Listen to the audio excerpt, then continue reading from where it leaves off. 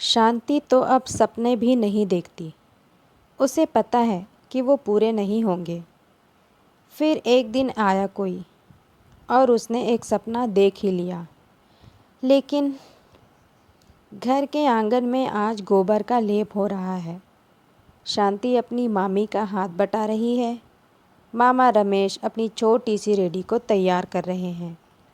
मामा गांव-गांव घूमकर वो छोटा मोटा प्लास्टिक का सामान बेचते हैं। बस उसी को लटकाए जा रहे हैं, कहीं कुछ छूट न जाए। नहीं तो अगर किसी ने मांगा और होते हुए भी ना दे पाए तो उन्हें दुख होता है। मामा की 2 लड़कियां और एक लड़का है। तीनों शांति से छोटे हैं। कोई मामा की मदद कर रहा है तो कोई शांति और माँ की। दरवाजे पर किसी की आवाज़ आती है। आजकल इनका करीब महीने में एक बार शांति के घर आना हो ही जाता है। शांति उनको आते देख काम को छोड़कर घर के अंदर चली जाती है। रमेश, जो शांति के मामा हैं, उनको देखते ही बेमन से उन्हें आने का न्योता देते हैं। मामा, अरे करुणा भाई आइए। आज सुबह सुबह कैसे आना हो गया? करुणा, अरे वो पास ही किसी से उधार लेना था। कमबख्त लेने के बाद देने का नाम ही नहीं लेते। उनको लगता है कि मुझे पैसे की क्या ज़रूरत, मेरे पास तो बहुत है। अरे बहुत है तो क्या लुटाने के लिए है? क्यों भाई रमेश? रमेश, हाँ बिल्कुल सही बात। करुणा, बात बात में हर बार अपने धनी होने का बखान करना नहीं भूलता। एक शादी पहले ही कर चुका है। पत्नी अब इस दुनिया में नहीं रही। उसकी नज़र शांति पर है। वो उससे शादी करना चाहता है। यह बात का इशारा वो कई बार कर चुका है। बात बात में अपनी बात छेड़ता है। लेकिन शांति के मामा को वो बिल्कुल भी पसंद नहीं। शांति से उम्र में 2 गुने से भी बड़ा है। थोड़ी देर बाद फिर वो घूम फिर के वो उसी बात पर ही आ जाता है जिसके लिए वो आता है। करुणा, अरे रमेश, तुम कुछ सोच विचार कर रहे हो क्या? कोई लड़का देखा शांति के लिए? तुम तो दिन भर घूमते हो, कुछ खबर है कि अब क्या बात उड़ने लगी है? रमेश, अरे कैसी बातें? करुणा, अरे भाई, मैंने सुना है अब यह बात उड़ गई है। शांति शुभ नहीं है, कोई दोष है। एक तो माँ गुजर गई, दूसरा जब से यहाँ है तब से तुम भी परेशान हो। कोई तरक्की नहीं हुई है। मामी यह बात सुन रही है और उनके चेहरे के हाव भाव इस बात का सबूत देते हैं कि वो भी इस बात को कहीं न कहीं मानती है।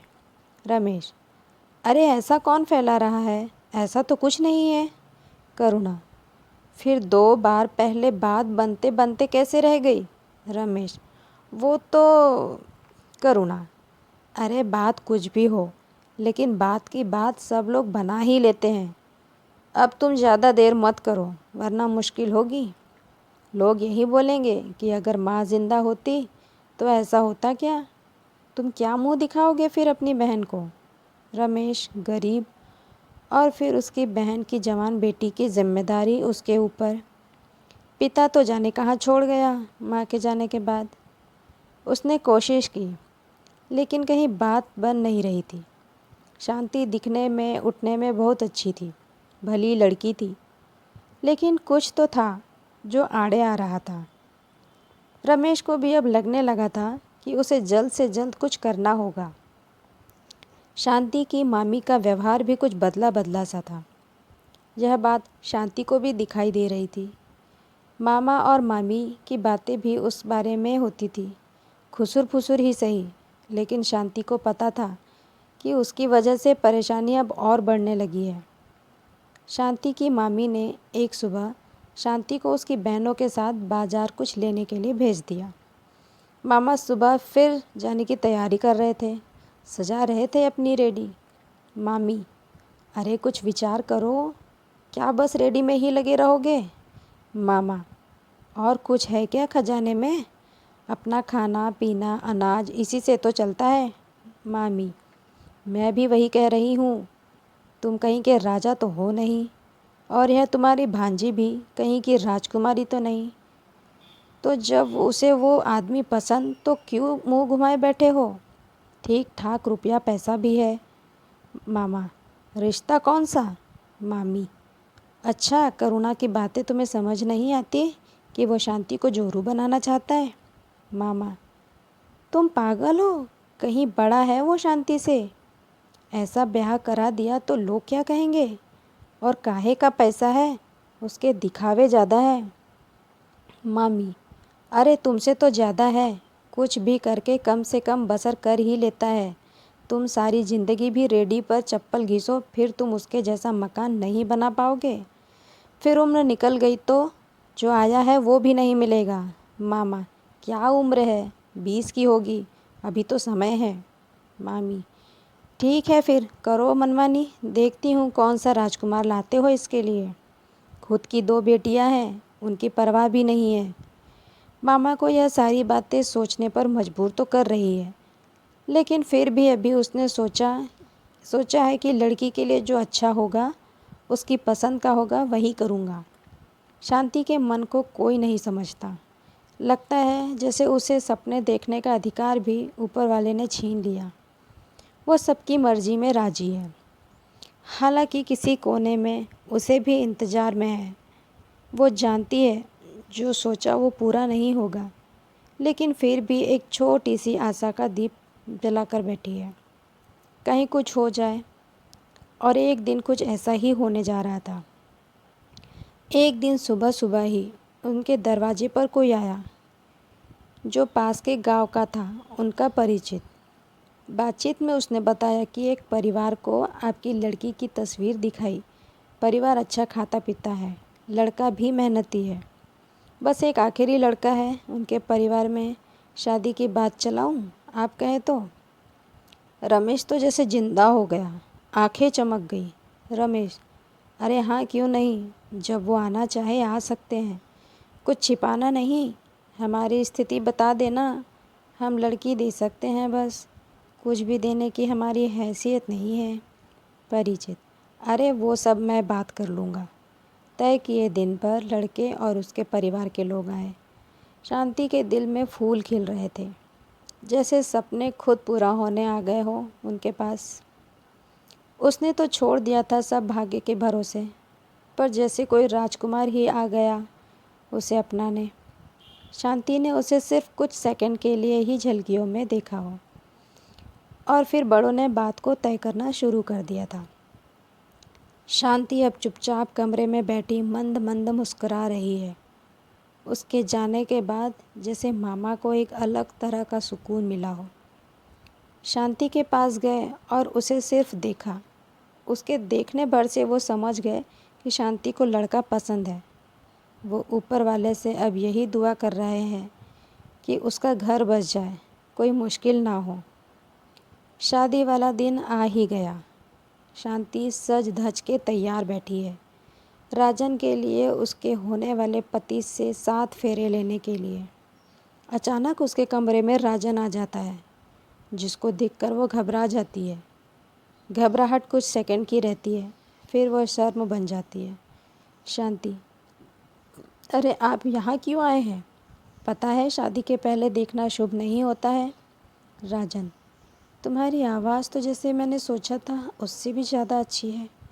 शांति कुछ नहीं कहती, चुप रहती है, बस अंगूठे को मोड़ लेती है। राजन, पहले क्यों मुझसे बात नहीं की तुमने? शांति, पहले मैं कैसे करूं? मुझे लगा आपको बात नहीं करनी है। करना होता तो कुछ प्रयास करते मुझसे बात करने का। मुझे तो आपसे बहुत कुछ बोलना है, लेकिन। राजन, अच्छा बोलो, क्या बोलना है? शांति, मेरी बात आप मानोगे? राजन, अब तो सिर्फ तुम्हारी मानूंगा, बोलो क्या है?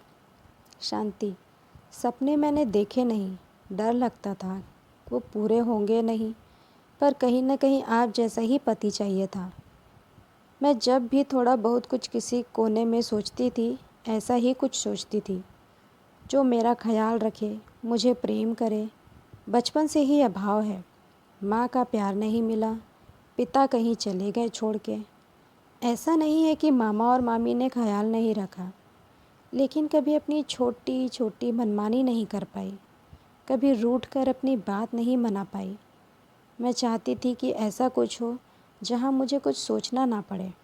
राजन: हाँ, मैं जानता हूँ कि तुम्हारे दिल की आज तक किसी ने नहीं सुनी, लेकिन अब ऐसा नहीं होगा। राजन ने शांति का हाथ पकड़ा। शांति के आंखों से आंसू की बूंद टपकी, जैसे कब से रोक रखी थी।